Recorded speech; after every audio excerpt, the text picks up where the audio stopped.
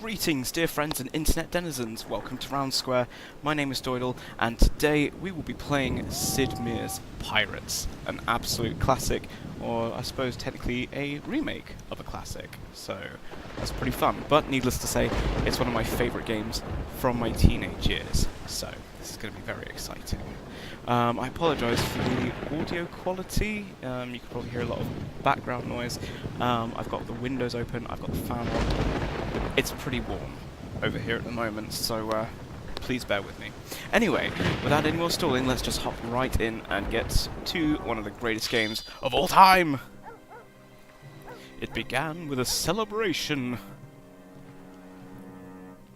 Indebted for years to the Marquis de la Montalban, a family's prosperity was soon to be restored. Their fleet was due to arrive on the morrow, and these people were immortal, for they would never age in the decades that would pass in the game. But the celebration was befouled by an unwelcome guest. The Marquis himself arrived bearing ill tidings. The fleet had been lost, and the debt had come due, so they probably shouldn't have had such a lavish party, really.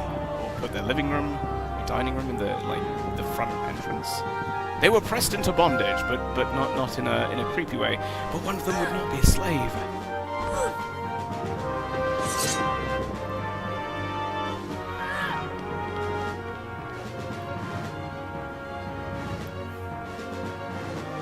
And so it was that the brave young Scion escaped his family's fate, because they wouldn't look around a corner or indeed check his peripheral vision.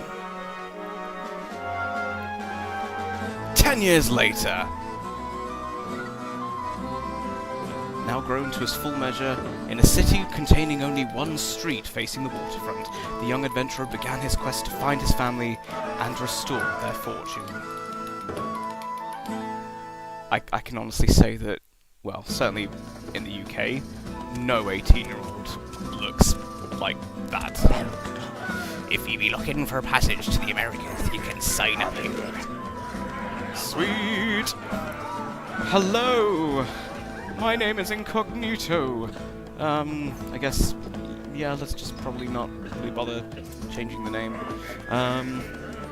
So, yeah, interestingly, the first time that you would play this game, you wouldn't actually have the option to choose your skill set, choose what date the game starts, or choose what level, or sort of, like level of difficulty that you would start at. You would always be an apprentice. But what's cool is that on your second, third, however many playthroughs, you can then choose and fine-tune the game's difficulty, which will affect your wealth accumulated, and also what your skill is, what your best trait will be. Which is pretty nifty, because to be perfectly honest, the default skill is fencing, which you don't need. It's so easy. I mean, to be honest, I always go with medicine, because basically you can just... It just allows you to play the game for longer before you're forced to retire. Because, this is the 1600s. It's, you're probably not going to live past the age of 35. So, yeah, let's just go right for it. Unfortunately, I can't choose the start date. That could be difficult. Oh, there we go, yeah. And what's nifty is, oh, look how much braver he becomes, the more difficult the game is. I typically like to keep it journeyman, just because it stays relatively easy. I don't really have to put too much effort into it. But, yeah, so... yes, and the different decades that you can start the game in will affect the number of, well, the kind of activity that's going on in the world, because this game is pretty awesome in that it's, the world adapts constantly, whether you are doing things or not. So, yeah, anyway, let's actually go to America.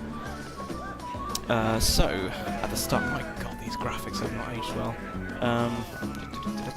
So, we can now choose which country we wish to ally ourselves with at the very start, but me, being the true Brit that I am, will always side with the English. Sweet. The crossing was fraught with terror and cruelty. The captain drove the ship and her crew to breaking.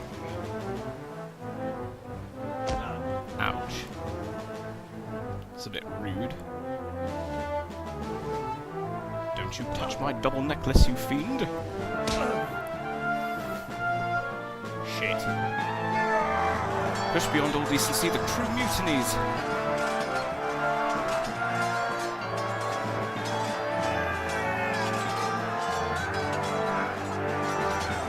God, I fucking love this game.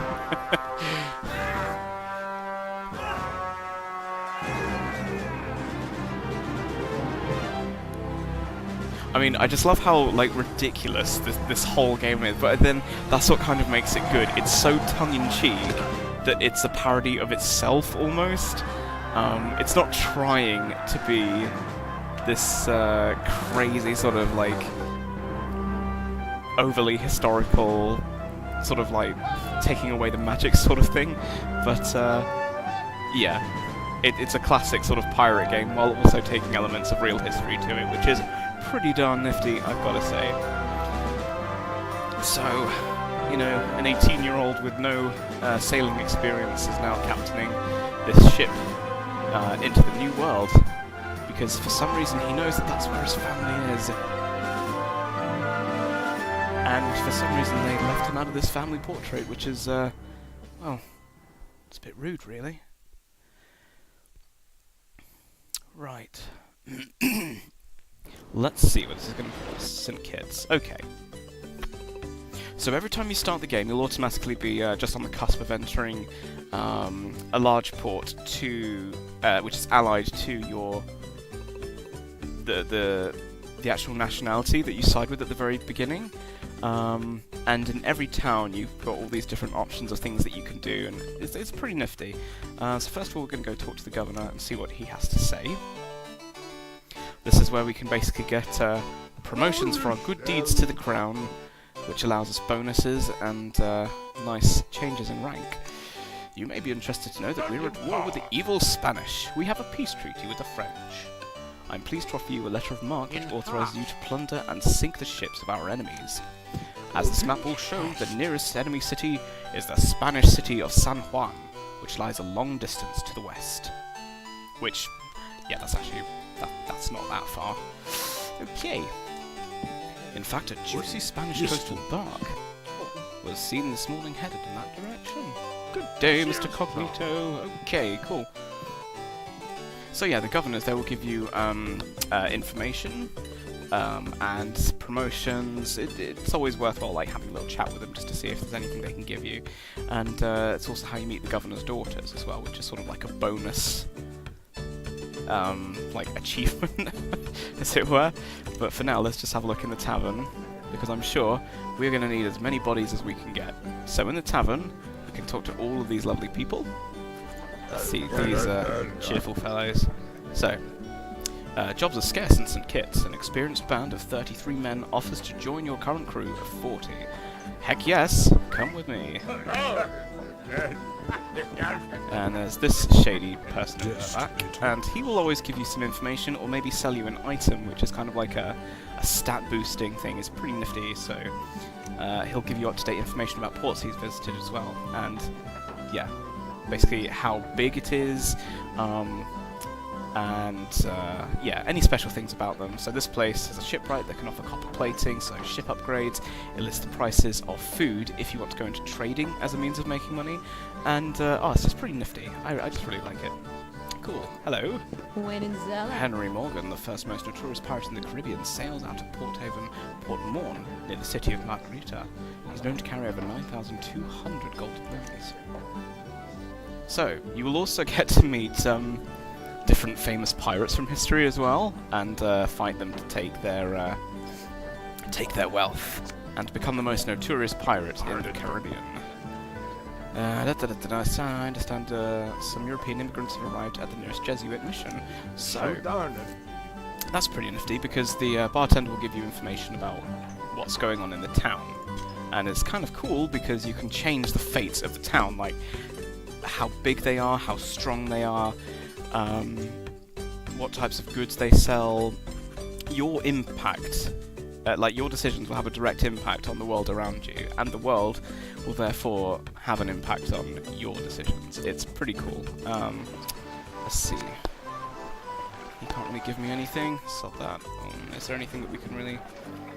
there's nothing really to sort of trade at the moment. We don't really have money to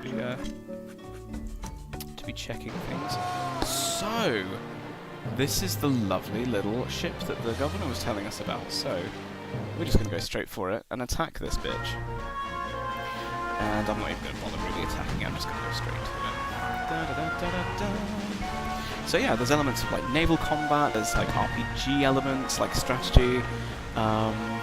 It's so Sid Meier's that it hurts me, and I love it for that reason. But we're just gonna board this mother, and didn't even need to fight, they just gave up. They were just like, whoa, this guy's got some serious knackers to come straight up to us. A healthy haul of gold and plunder are yours for the taking. Radical! Let's keep the ship, and now we've taken all of their supplies. Spices and luxury is always good, and sugar, and we can sell them for lots of monies. It's pretty great. I figure while we're here, we're gonna head towards the Dutch. And, no, I don't want to attack you. Please leave me alone. So, just a little bit of background about what this game is. You can essentially choose your fate. Excuse me. There's a there is an underlying plot, which is to rescue your family. But dude, you don't have to do that. You really don't have to. Always giving us letter of marque as well. Jolly good, thank you. So that's our first rank in the navy, as it were, for him. And they're going to attack Montserrat. Brilliant. I may have to teach the French a lesson.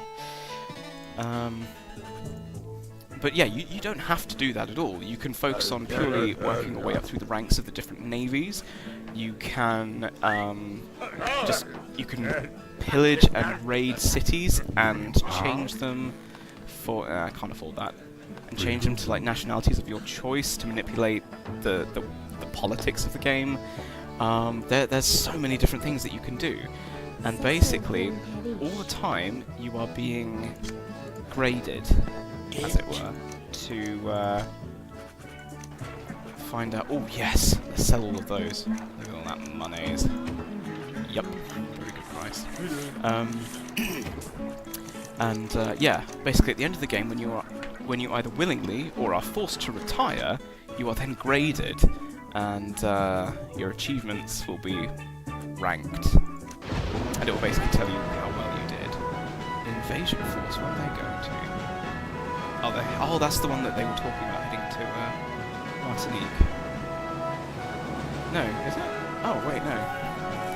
I don't know, we want to, let's get in here before they invade. Let's get on good terms with the French before we pillage them. But yeah, when it comes to this game, I like to do a little bit of everything. Obviously, I like to try and do the actual main plot. What's this? No thanks. I'm not paying for a letter of marque. Screw you. Yeah, so I like to do that. I like to kind of experience everything the game has to offer. But one of my favourite things to do is try and... Ooh, thank you. Yes, he's going to sell me part of the treasure map. Brilliant. Yeah, I also like to just mess with trying to turn every port British. Okay, so look at this guy. He's harassing this fine young maiden with her cleavage hanging out loose. So we will teach him a lesson or two. The barmaid is annoyed by the pushy captain of the guard. Buzz off, you annoying whippersnapper, or I'll run you through, he threatens. You reply, I'll teach you some manners, knave. Hit it. Whoa. So now we're gonna have to teach this ruffian a lesson or two. And yeah, you can even choose like what kind of swords you fight with, which is pretty cool. Yeah, no thanks. Oh. Heck yes. So yeah, you've got elements of like sword fighting, naval, like battles, strategy. There's a lot going on, and that's why I love this game. There's just so much of everything to do. Yes! That'll teach you! Brilliant. My, but you're a bot. That quick sword of yours will come in handy around these parts. Looks like more men are looking to join your crew. Sweet. I basically take on any people I can. Cool. More information about Henry Morgan. Don't really need that. Cool. Okay. Anyway, I think this is a good spot to leave it for the first episode. So thank you everybody so much for watching. I hope you enjoy it. Please leave me some feedback to let me know if you want me to continue playing this game, or what I can do to make the channel a bit better for you. So thanks everybody, and I will see you in the next episode. See you later.